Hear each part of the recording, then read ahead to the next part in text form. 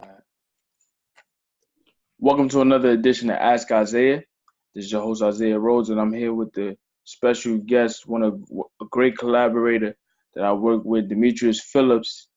And on today's episode, we're going to discuss the big controversy going on with the NCAA probe and the corruption that the FBI has been investigating over the last couple of years. Now, I wanted to do this particular episode with Demetrius because of his extensive insight into a collegiate athlete. You have a history as not only a D1 basketball player, but a D2 basketball player as well as a professional career overseas. So you have extensive insight to the life of a collegiate athlete.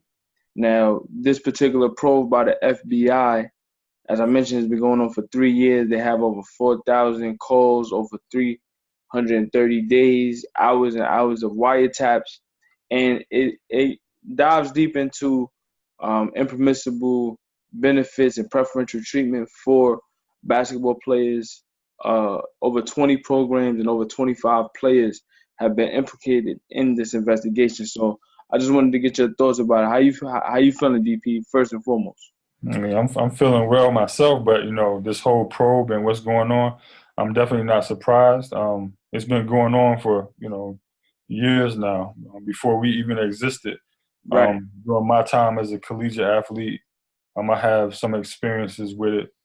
I have friends and teammates that have had similar experiences, and it's not going to end until the players are paid. Right. And if that will happen, the world may never know. Now, I want to ask you, in terms of being an athlete and coming up through the ranks as a basketball player, can you tell me about the lifestyle of a collegiate athlete first and foremost? Like, give us a day in the life of a collegiate athlete trying to not only play for a program, but just day-to-day living. Day to day, I mean, for the most part, you're treated well, but you should never forget that one, you're supposed to be a student athlete. Right. You may have practice at 6 a.m., then class at 8 a.m. So you have to balance all those things and then try to maintain a social life, a healthy life outside of school and sports and stuff like that, which we all need. So, it can be tough, but, if you have a fair balance of everything, you'll live a good life. But, some guys, at the end of the day, they're going to have more money than others, and that's the great equalizer. If you're on campus and you have a car, you have a Mercedes-Benz, you just have a vehicle in general, you're living better than a guy that needs a ride, that doesn't have any pocket money on him, that has to ask somebody to buy him food. So, I mean, I've seen both sides. And, you can see other guys, too. They're happy when they have, and they're not happy when they don't have. So, now, you mentioned about, how they're under the gaze of amateurism and being a student athlete. Now, in this particular probe by the FBI, Yahoo Sports came out with a report and a list of players. Some of them are retroactive and some of them are current. They mentioned Colin Sexton. He plays at Alabama now, the point guard. Michigan State's Miles Bridges, Duke's Wendell Carter. All of these big-time programs that we're hearing about, and the price to pay to be an elite basketball program at the D1 level. Most recently, reports are that Sean Miller, head coach of the Arizona Wildcats, was caught on a wiretap expressing the willingness to pay DeAndre Ayton $100,000 to come to the University of Arizona. When you hear those type of numbers, you mentioned you aren't surprised, but express to the audience, what that type of $100,000 or maybe it might be $16,000. Express to the audience what that type of money can go a long way to helping a college athlete do. Like we spoke about, in private, but basically you have the athlete, then you have his or her family. Right. As an athlete, you only have so many expenses. Also, you only have so much time to spend this money. So the money you get, so let's say $100,000, you might send 80 or you might send 60 to your family and you keep 40. You also might keep a part of that money that you might not spend in order to be able to help pay it back. Right. So just being smart, you're not going to spend a whole $100,000, which I hope you don't. But you have family, you have family, and family has bills. Mom's is sick. Mom might have had cancer. Mom might have diabetes. Dad might need a surgery. Dad might be out of work. Mom might be out of work. You have younger siblings. So, $50,000 can go by quickly over a period of a year. Right. We know people who have regular everyday jobs that, say they struggle making $60,000 a year. So you give a kid, over a period of 9 months, $100,000 to come to your university. He plays one and done. You got to ask yourself, is it really enough? It sounds like it's too much in terms of the time span, but in comparison to what the schools make, what the NCAA is making, the ESPNs, the networks, the NBCs, some of these channels profit off these conferences and these kids playing. Right. So $100,000 even enough? And the answer is no. But at the same time, we do understand this is a concept of modern day slavery involved, because you have kids that are supposed to be the only amateurs involved in the grand scheme of it. But the presidents, the schools, the NCAA, the governing bodies, even the FBI, even the senators and stuff like that who get money from lobbyists and stuff like that. Right. You know what I'm saying? Everybody's having their pockets filled except the person's doing the work, and that's the player. And the player. I think more than anything, to your point about the money being generated, the NCAA tournament as a collective makes more money than the Super Bowl. Now, obviously, it's a longer tournament, but if you think about the commodity, these young players, 18 to 20 years old, they're being flown all over the country. And to somebody, they might say, well, they're on full scholarship. Right. The arduous task, and be it you're utilizing your talents, and it's a blessed opportunity. But if you think about everything that's being generated, the commercial breaks, an NCAA tournament game, they run commercials every 4 minutes. Right.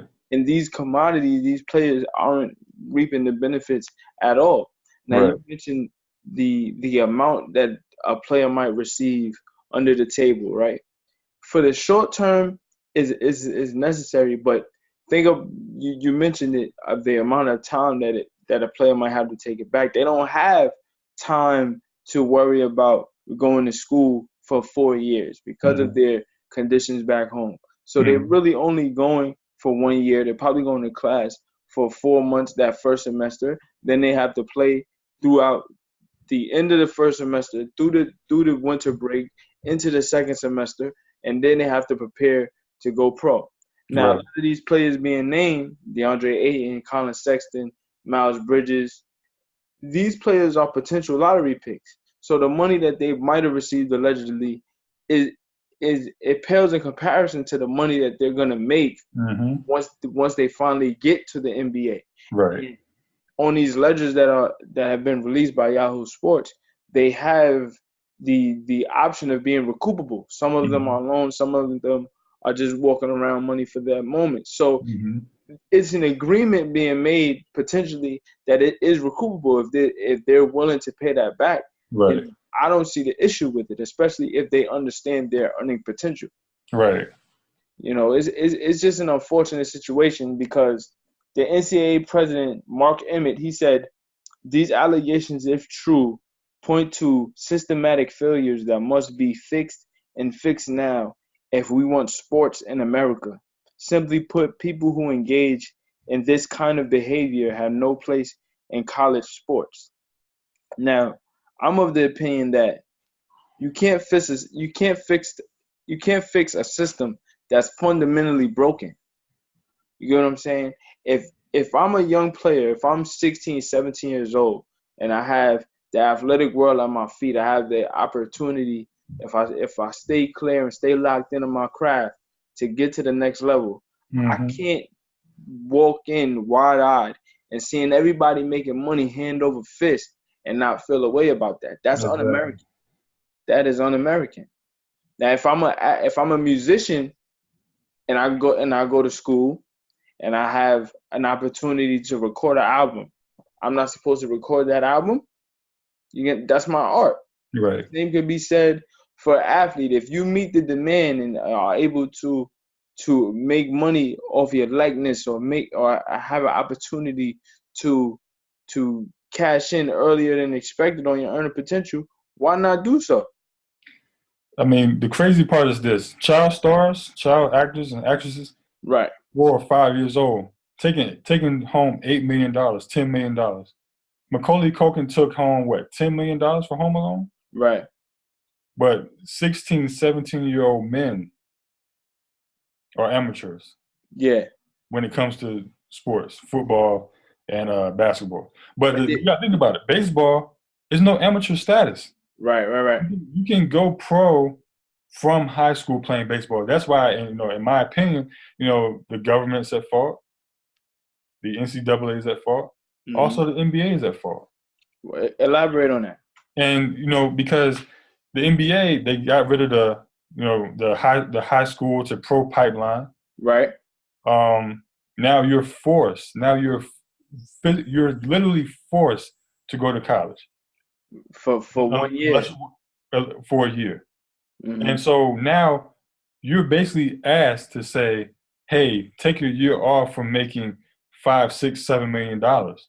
And in that 8 or 9 month period of a course of your freshman year of college, anything can happen. You Right. can be injured. You can get in trouble. You can also not play well. And it messes up the potential you have. Now, I want to mention that infrastructure in terms of, that pipeline of initially of being able to come out of high school, go straight to the NBA. The NBA, to try to help the NCAA, not only with the branding but also business wise, brought in the 1 year removed from high school graduation class. So you don't necessarily have to go to college, but more often than not, players go to college because they need that platform to showcase their skills. Right. Now, LeVar Ball, a lot of people might have opinions of him in terms of his parenting style and how he's been able to, exploit his son. And I use that in quotations because the NCAA has exploited his son as well, Lonzo Ball. But he presented the idea of creating a league for up and coming high school players coming out of high school to have an opportunity to perform and play for $10,000 and more, and then that will be a pipeline to the NBA as well. Now, I don't have an issue with that, especially after these allegations, because more than anything, he's presenting an opportunity to circumvent the boxed-in nature that is the NCAA. Exactly. Brought up the different entities that you feel were at fault for this situation, and all of it in terms of business-wise go hand in hand with each other. Mm-hmm. NBA obviously is the premier league and the standard bearer for basketball around the world. There's no question about that. Right. But what is the platform prior to that to showcase this talent? You have the NCAA. Now, when back in the 70s and 80s and 60s, you have players going to school for 3+ years. Not even 3. They were going to school for 4 and playing on a varsity team for 3 years. But once you had the eligibility factor for, players to actually leave school early, the Spencer Haywood rule, he left University of Detroit after 2 years, and that was like a big deal then. But he opened up the opportunity for underclassmen to even get to the league. And then you have Moses Malone, the first professional player to be able to come straight out of high school. He went to the ABA, but yet and still, just being able to go from high school to the pros, that's the big thing. Now that's gone. When you try to enable something or try to eliminate something, the first thing they're gonna do is try to figure out how to do it. Right. People bring up prohibition. How did you stop prohibition? You made it legal. Illegal, yeah. So if you understand the monetary value of these programs, not every program is rated the same. Mm-hmm. You know what I'm saying? Duke University's basketball program is going to generate more money than, let's say, UPenn's basketball program. Exactly. But you can monitor how much money certain schools bring in. And I thought that you brought up a good point as well in terms of off air in terms of revenue sharing. Revenue sharing should be important, especially when you sell players' jerseys or you sell a T-shirt from this school during this year that I play at this school, and you got my number on this shirt, or you got my, or if I'm on this school, if I go to the school and you're selling this apparel, then if it's, I'm gonna bring up your figures. If it's $12, then I should be able to get at least $2 to $3 from it. Right. You know what I'm saying? It should be able to be split. Mm-hmm. Because everybody else is touching money except for the players that's actually building this brand. I can buy a Florida State hoodie, right, from you, and you're a private owner, and I'm a private seller, or vice versa, and you get the money, but the player whose jersey I'm buying, he gets none of that. Right. And that's why the 2K franchise, and I'm speaking from personal experience, the 2K franchise, they stopped making college games because it was a class action lawsuit filed against the 2K franchise.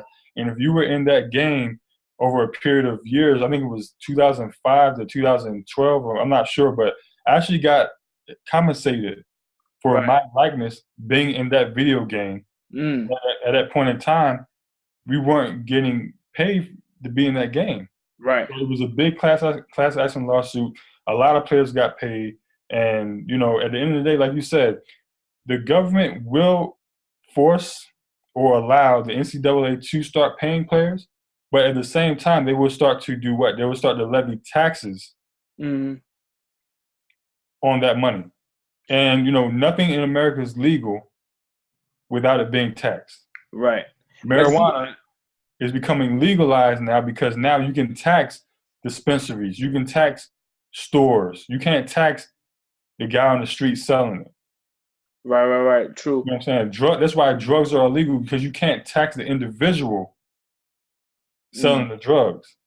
See, but my thing is, I think even if they do that, I think that the school can figure out a way to make a fund or try to funnel a certain amount designated strictly for creating stipends, and once they put it in writing or put it in law, it can be designated and organized in a way to where it can be taxable, or could be written as a tax write-off or something like that for these schools potentially in the future, because it all works in everyone's favor once the players have an opportunity to get a stipend. I mean, think about the players that don't go pro.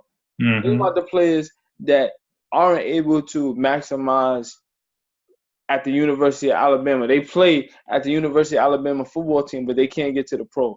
Right. Playing on the University of Alabama football team is almost like being on a professional team. So because of that, because you're playing on ESPN every Saturday or ABC Saturday night primetime, you didn't get to the pros, but you damn near there. Right. You know what I'm saying? So you should be able to be compensated and protected in that way. What about injuries? Can the money you acquired or accrued over the last 3 years, that should be able to be fundamentally be used to help you with medical bills or things of that nature? Because you sacrificed and played for a certain amount of time and put in enough time to where you should be compensated. I just feel like as an entity, the NCAA, while it does provide opportunities, is a running joke and a mockery of business. You know what I mean? And as much as they try to protect that shield of amateurism, they're doing it and spitting in the face of all the players and coaches that really put in the work to make the sports side of the NCAA a true entity. The NCAA is doing exactly what the quote unquote forefathers did during the slavery times. Let's leave race out of it. Right. But you had free labor. Right. And the people, the overseers, the owners, the plantation owners and stuff like that, they did little to zero work. And they profited from this. The whole South economy was built off of this.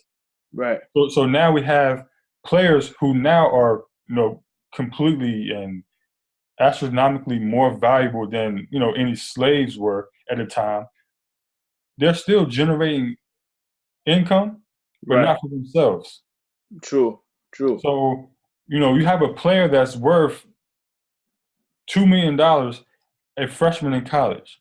The Mm. rules stipulate that he can't go to the NBA, but he's still worth $2 or $3 million. Mm. So now he generates an income that he'll never see until he gets drafted. And now I'm under the opinion that the coaches, yeah, they may have known what's going on, but I'm not against the coaches because some of these coaches, they do care. Let me give you an example. John Calipari.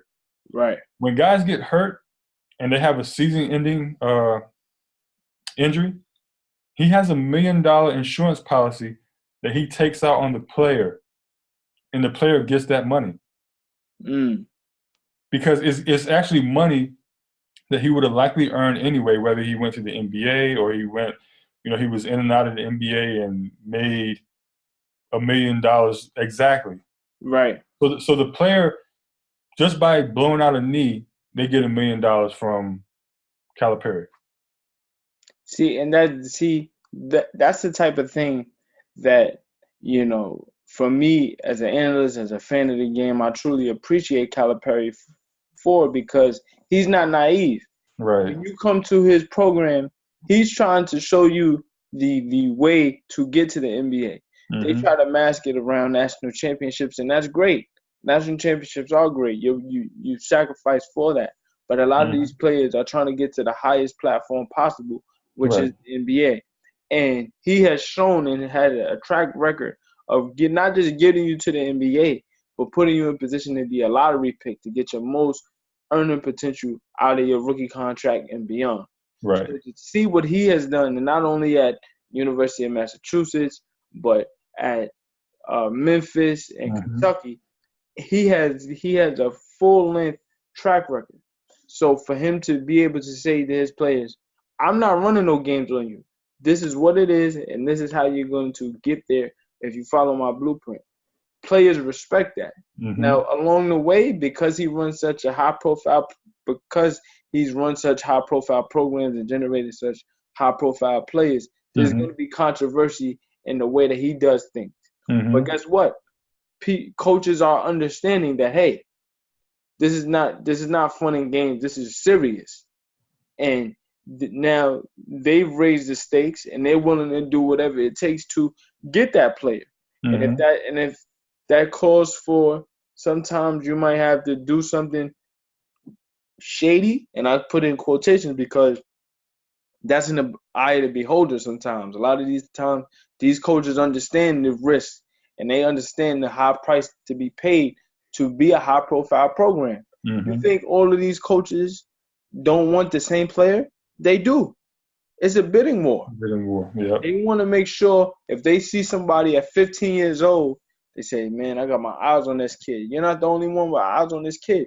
Everybody, all of the scouts are going to the same AAU games across the country. Every day, they're trying to get in contact with the kid's mother or the kid's father or the caregiver, the grandmother, the uncle, whoever. And sometimes they have to they can't run a game on these kids. Hand over fist, man. Hand over fist. AAU coaches. Everybody is touching money except for the players that's really earning the money. That's earning the money. You have these sneaker companies. I mentioned the AAU program, the great Sonny Vaccaro. He was real instrumental in generating sneaker money for these colleges. These now is par for the course. You go to a high profile college, you're gonna get sneakers, you're gonna get gear, all of that thing, all of those things. And that was generated because of Sonny Vaccaro. But Sonny Vaccaro understood what it took to get basketball, especially collegiate basketball, to the highest level. So it's a cold game, man. It's a cold game. Everybody's greedy. Everybody's trying to get their beak wet. Right. Palms greased. So I mean, this is what you have. You have the 99% getting nothing. The 1% controls 99% or 100% of the money's made by the 99% that's doing the labor. Right. And I mean, what player in 2018, 2017 is not going to take money? Everything around you has went up. The price of food, gas, clothes. You know, now you can be a pseudo celebrity. Mm-hmm. Who wouldn't want that? I'm 18 years old. My coach is 48, 50 years old. He has to eat too. He has a wife. He has children. His life is in my hands. If I perform well, he gets his $6 million. If I don't perform well, if me and my teammates don't perform well, he's out of a job. So we're talking about a state of dependency that the coaches have on the players in order for the players to perform. And as a player, the amount of stress you're under to perform, to go to class, to perform well in class, to pass your class, you got to have a certain grade point average. Right. Where's the stress reliever in all this? Mm-hmm. When somebody comes and says, "Hey, you know, I can get your mom an apartment. I can give you $15,000 cold cash," and you're 18 years old. I remember being from Baltimore, going to practice, going to school on a daily basis, and seeing fiends, seeing drunkards. This is what you see every day. Right. You know what I'm saying? On the way to school. So when you go away to college, you're definitely not trying to live like that. Right. And you hear stories of guys, you know, you're on full scholarship, but you're eating a pack of noodles. You know, one of the most profound stories that I've heard was on the Fab Five documentary on ESPN. Mitch Albom, one of the great writers from Detroit, he was walking with Chris Webber. This is during the Fab Five era, and they were discussing, you know, his college career and potential pro prospects and things of that nature. And Chris Webber asked Mitch for some gas money. And Mitch Albom, he said, "Now, Chris, you know I can't do that, you know, because of eligibility, amateurism rules, right?" So Chris said, "I understand." And he looked, what happened was they were walking past a sporting goods store. He looked in the window and saw that sporting goods store was selling University of Michigan paraphernalia, and everything was number 4, number 5, everybody from the Fab Five. They're selling their likeness. Mm-hmm. At that moment, Mitch Albom knew that Chris Webber wasn't returning to school. And it's those stories like that, you know what I'm saying? Collegiate athletes having to pull scraps together to try to order pizza, things like that. You get what I'm saying? Those stories like that are unacceptable for players that are generating millions and billions of dollars. Exactly. So when you understand that, and fundamentally, when you understand that, then you can understand and get where these coaches and these players are coming from. To your point about some of the environments that these players come from. They're coming from impoverished neighborhoods. They're dealing with family issues that they're going to have to bear the burden of when hopefully they get to the professional level. How about being able to alleviate some of those pressures at 18, 19 years old when you're trying to do that for a school anyway? You know what I'm saying? Like those are the things that need to be addressed, and they're being completely thrown under the rug and being exploited.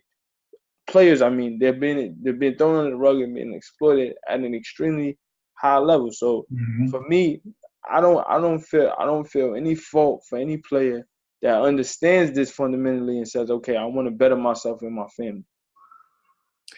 I mean, they sell you a dream and saying student athlete. You're definitely an athlete when you go to college. You definitely go to college to be an athlete. Right. And like you said, a lot of these kids that come from impoverished communities, they're not going to school to be a student.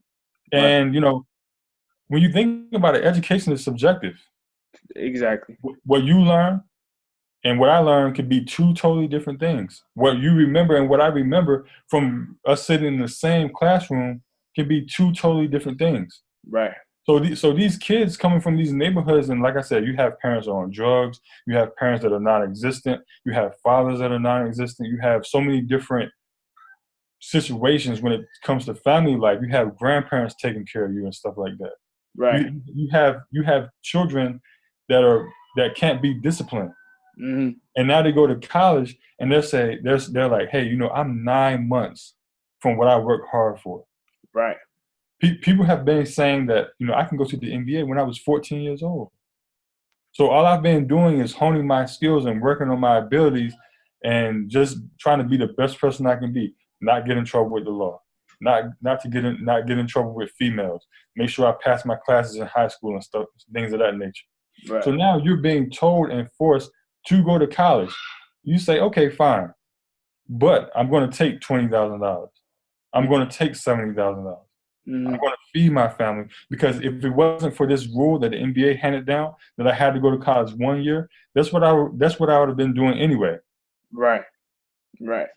And so, I mean, at the end of the day, Mark Emmert, he goes and says these things, but the NCAA investigations, they're never really where they should be. Mm-hmm. Now we have the FBI and they have wiretapping, have documents.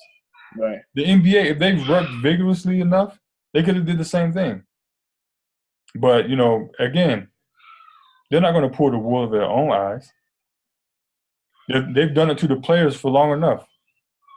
Right. And at this point, I'm hopeful that this particular situation, this scandal, and I say that, you know, half-heartedly because I don't feel it's scandalous, but I hope that this particular situation can open up new conversations, and that's why I'm hopeful that this particular conversation that we're having can contribute to the ongoing conversation to help players get proper compensation for their hard work, man. I want to thank you, man. Thank you for your time. Thank you for your insight. You already know, bro. Anytime. All right, man. That's Demetrius Phillips. I'm Isaiah Rose. This is Ask Isaiah. We'll see you next time.